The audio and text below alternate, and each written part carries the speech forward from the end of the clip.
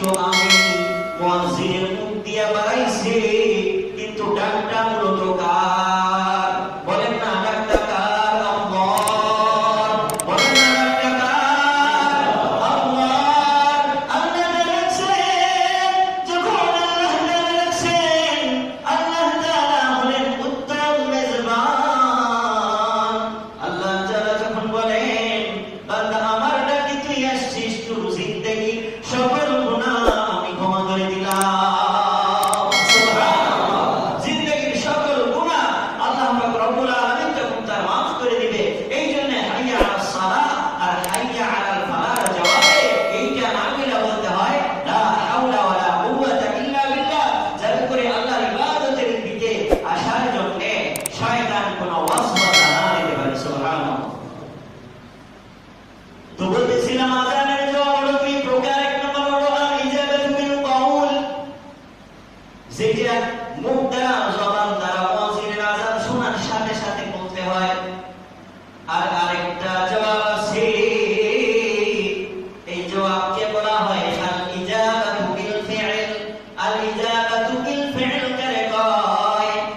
আল ইজাবাতু বিল ফি'ল বলা হয় মুয়াজ্জিনের মুখ থেকে যখনই মধুর সুরের আযানের আওয়াজটা বেজে ওঠে, দুনিয়ার সকল কাজ ফালাইয়া মাওলা পাকের কুদরতি কদমে সিজদা দেওয়ার জন্য মসজিদের দিকে এসে নামাজ পড়ার নাম হলো ইজাবাতু বিল ফি'ল।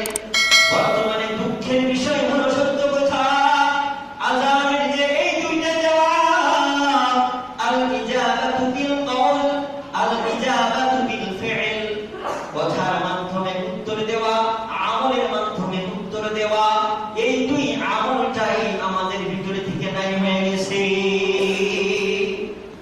এই দুই আমলে আমাদের ভিতরে পাওয়া যায় না।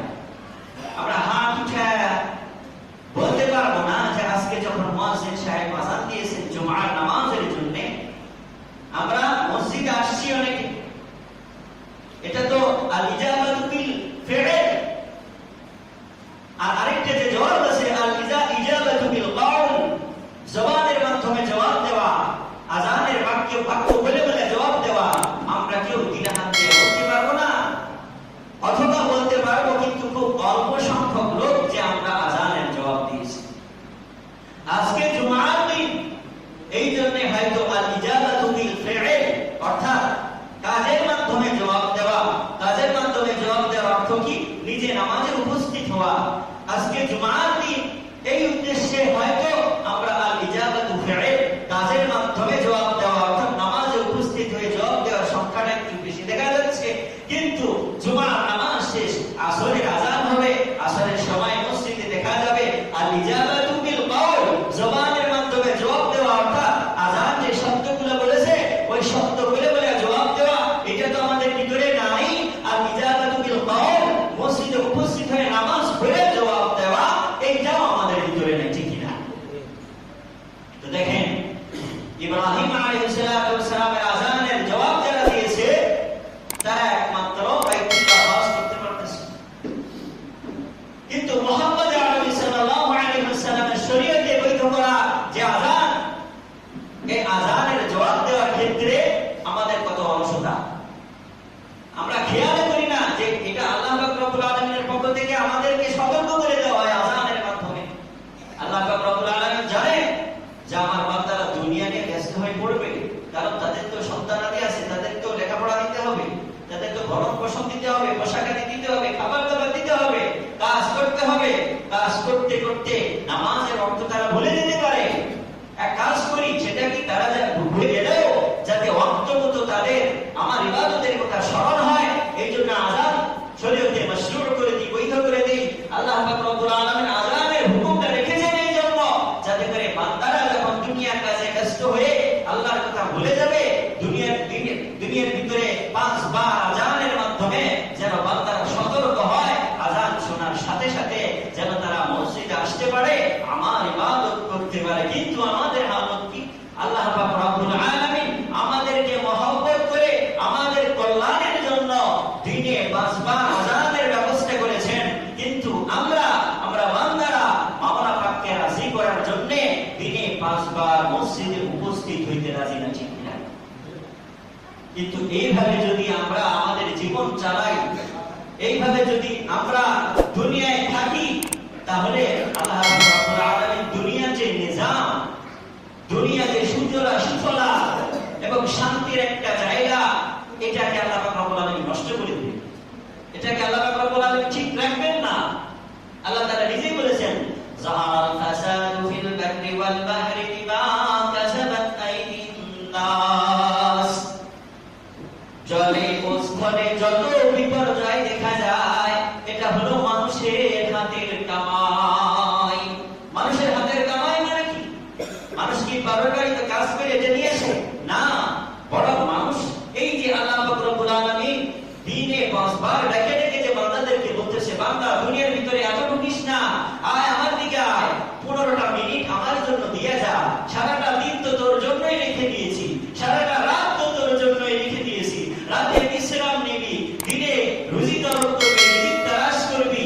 আমি তোর কাছে পুরোটা সময় চাইতেছি না, আমি তোর কাছে চাইতেছি ফজরে 10 মিনিট, জোহরে 15 মিনিট, আসরে 10 মিনিট, মাগরিবে 15 মিনিট, এশায় 15 মিনিট। এই কয়েকটা মিনিট আমি তোর কাছে চাইতেছি বান্দা, পুরো মিনিট চাইতেছি না।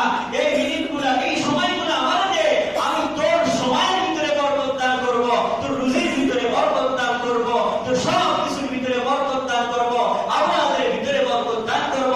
আল্লাহ পাক রব্বুল আলামিনের এই বরকতের ঘোষণা শোনার পরে আমরা আল্লাহ পাক রব্বুল আলামিনের বরকতের দিকে আসতেছি না।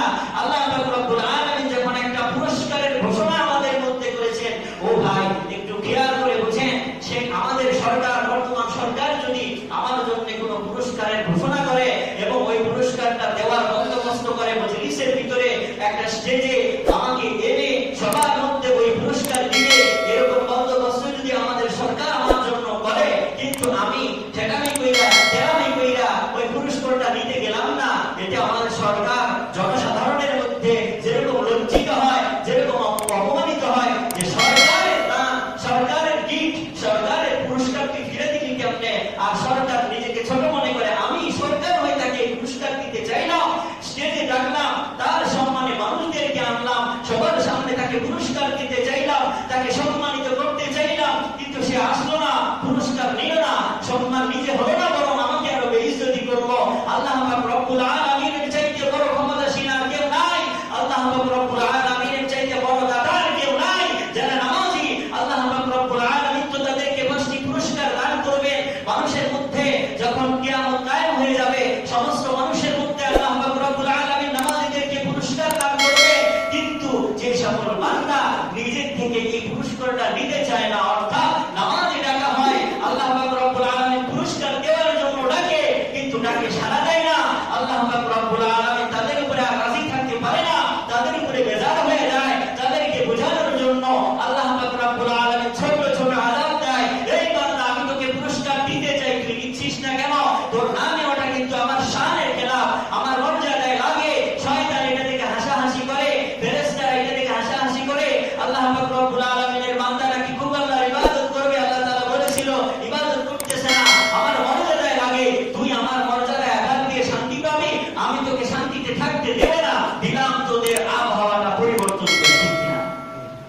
আবহাওয়াটা পরিবর্তন করে দিলাম। দেখেন, যেখানে বৃষ্টি হওয়ার কথা বাংলাদেশে, বাংলাদেশে বৃষ্টি নেই। বৃষ্টি হইতেছে কাতারে, বৃষ্টি হইতেছে সৌদিতে, যেখানে সবসময় গরম থাকে। আবহাওয়া পরিবর্তন করে দিবে আল্লাহ পাক রব্বুল আলামিন। এরপরে বৃষ্টি যদি দেওয়া শুরু করে, অনাবৃষ্টি শুরু হয়ে যাবে, অতিবৃষ্টি শুরু হয়ে যাবে। মানে আমাদের যেটুকু প্রয়োজন বৃষ্টির, তার সাথে এত বেশি হবে যে আমাদের